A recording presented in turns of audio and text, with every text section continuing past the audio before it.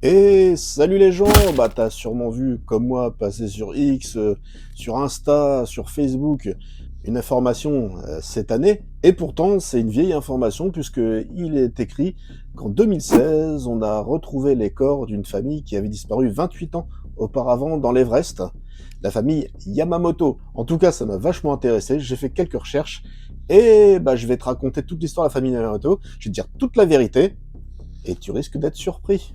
Bienvenue pour une nouvelle Qui c'est qui story.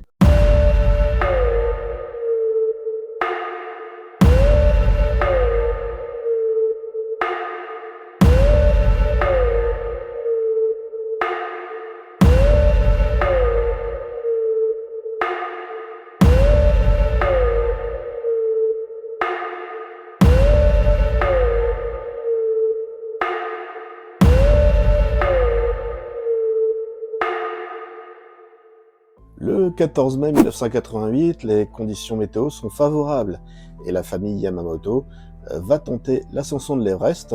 Alors, il faut quand même préciser qu'ils étaient tous les trois des alpinistes expérimentés, que même le fils de 16 ans avait déjà lui-même gravi plusieurs sommets de plus de 3000 mètres.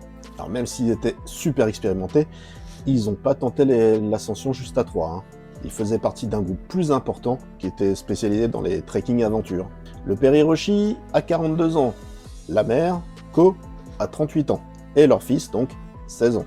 Ça fait 3 ans qu'ils préparaient l'expédition, donc ils font pas ça au hasard. Donc l'ascension elle est organisée par une boîte spécialisée qui s'appelle Alpine Adventures, qui est basée à Tokyo. Et ça, on en reparlera plus tard. Il y avait avec eux 12 alpinistes chevronnés et un guide réputé qui avait déjà lui-même emmené 4 groupes au sommet de l'Everest. Pas mal, quand on sait le danger que ça représente. Après une grimpe en plusieurs paliers, pour s'acclimater aux conditions extrêmes, ils quittent le camp de base situé à 5364 mètres et qui se dirige donc vers le camp qui est encore plus haut, à 6400. C'est une ascension qui prend en général à peu près 6-8 heures à des alpinistes bien chevronnés.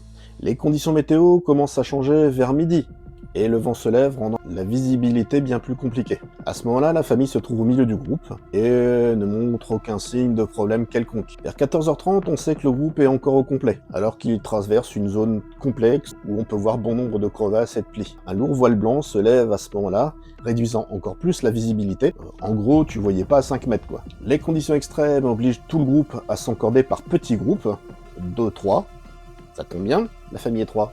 Et tous ces groupes vont légèrement être séparés. 2 heures plus tard, les conditions redeviennent plus normales, on y voit clair, et la famille a disparu. Certains membres de l'expédition disent avoir vu la famille environ 1 heure avant que le voile blanc ne se développe. Cela fait donc 3 heures que personne n'a vu la famille Yamamoto. Ah, tout à fait normal quoi. Sherpa et Secours s'organisent à ce moment-là pour retrouver la famille Yamamoto sur le circuit, et dans les abris probables, les recherches intensives mobilisant une 50aine de personnes. Les recherches vont durer à peu près 3 jours, ce qui est beaucoup, dans des conditions extrêmes avec un air très raréfié et des températures qui sont quand même bien en dessous de 30 degrés. On retrouve de l'équipement le long de la route, mais rien ne permet d'établir l'appartenance à la famille. Il faut savoir que sur l'Everest, il y a beaucoup de matériel abandonné. Bon, on fait une petite pause rapide juste pour te dire que si t'aimes bien, bon, même si t'aimes pas d'abord, n'hésite pas à t'abonner, à liker, à commenter, à partager, à me laisser les petits pouces, ce que tout le monde dit, mais bah pour un petit, ça fait vachement plaisir, donc n'hésite pas, et il y aura encore plein de vidéos urbex, passages télé, enfin il va y avoir de tout. Allez, on repart au récit. Alors, les théories les plus probables à l'époque étaient que la famille était tombée dans une crevasse, ou un pli, ou alors qu'ils avaient trouvé refuge dans des abris. Mais ils seront jamais retrouvés, et leur disparition restera un mystère durant 28 ans. Durant les années 90 et 2000, leur histoire sera maintes fois racontée, et va presque devenir un mythe, une sorte d'avertissement sur les dangers de l'Everest. En 2003, on retrouve des ossements dans la cascade de Khumbu. On se dit que c'est peut-être les Yamamoto. Mais les analyses ont vite montré qu'il s'agissait des restes d'un alpiniste décédé dans les années 70. Nous sommes en septembre 2016. Une équipe tente l'ascension de l'Everest par une nouvelle voie dans le but de cartographier de nouveaux itinéraires inédits. C'est une glaciologue canadienne qui est responsable de l'expédition. Elle veut vérifier pour sa part l'état de la glace sur cette zone. Nous sommes alors à 7200 mètres d'altitude, bien au-dessus de la zone où les Yamamoto semblent avoir disparu. Un membre de l'équipe repère alors une coloration inhabituelle dans la glace. Il est 11h30. Après examen plus poussé, il s'avère que des tissus sont incrustés dans la glace. On dégage la zone, on trouve du matériel d'alpinisme, entre autres parmi ces objets des papiers d'identité, ceux de la famille Yamamoto. Les secours et les sociétés japonaises sont prévenus et une importante opération de récupération est organisée. Des experts médico-légaux sont même envoyés. En plus de tous les effets retrouvés, un appareil photo, avec la pellicule encore à l'intérieur. Pellicule conservée qui va pouvoir être développée. Ainsi, les photos dévoileront les dernières heures du calvaire vécu par la famille. Les photos montrent bien qu'ils sont pas morts pendant la tempête, mais qu'ils avaient survécu quelques jours dans un abri de fortune, avant que le froid et l'altitude ne les tuent. Les toutes dernières images les montrent se soutenant mutuellement, conscients qu'ils vont bientôt mourir. En fait, il semblerait que la famille ait été coincée dans une avalanche causée par la tempête. Ils ont été ensuite entraînés par des coulées de glace et se sont trouvés dans un cercueil glacé pendant 28 ans. Ils ont finalement été retrouvés 800 mètres plus haut tout de même que l'endroit où ils avaient été vus pour la dernière fois. Pendant leurs derniers jours de suivre et d'agonie, ils ont pris le temps d'écrire des lettres à leurs proches. L'histoire de la famille n'est pas exceptionnelle, mais elle a constitué pendant très longtemps un vrai mystère. Enfin, c'est ce que je pensais jusqu'ici. Parce que... n'hésite pas à me dire toi aussi en commentaire. C'est un peu bizarre. Même si l'histoire est super bien détaillée, on a des horaires, on a un peu de tout. Il y a quand même des trucs un peu bizarres, hein. J'ai longtemps cherché sur le net, alors peut-être j'ai mal cherché. C'est pareil, si toi t'as les éléments, envoie-les-moi, ça débunkera un peu. Mais j'ai longtemps cherché les fameuses photos tirées de la pellicule. Rien. J'ai cherché également des transcriptions des lettres, des fameuses lettres faites à leurs proches.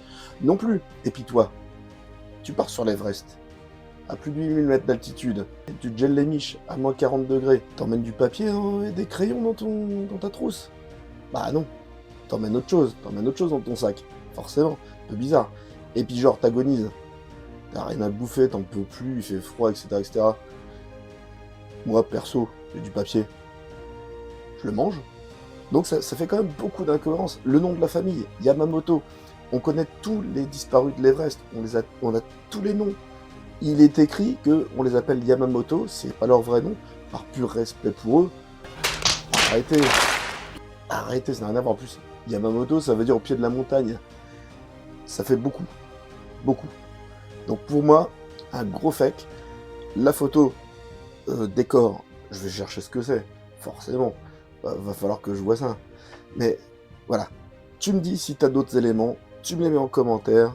Voilà, moi tout ce que je peux dire, c'est que même si l'histoire est riche, il y a plein d'éléments, il y a plein de choses. Peut-être ça a été fait comme un avertissement, je ne sais pas.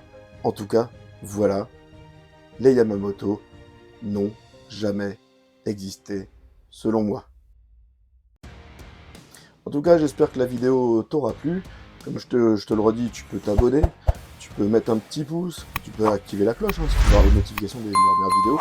Moi, je ne fais pas que des qui c'est qui story, je fais de tout. De toute façon, j'aime bien. Le but, c'est quand même que je m'éclate, c'est quand même que je fasse des choses différentes, même si ça n'a aucune cohérence, j'en ai rien à faire. Moi, je m'amuse. Dites-moi aussi en commentaire ce que vous aimeriez que je fasse, hein. Une explo, du paranormal, je vais venir mettre bientôt. Enfin voilà, n'hésitez pas à me commenter, à m'envoyer des messages, hein. C'est toujours intéressant. Et puis bah aussi, tu peux me retrouver sur Insta, c'est là. Et puis bah je te dis à bientôt pour une nouvelle vidéo de Qui c'est qui.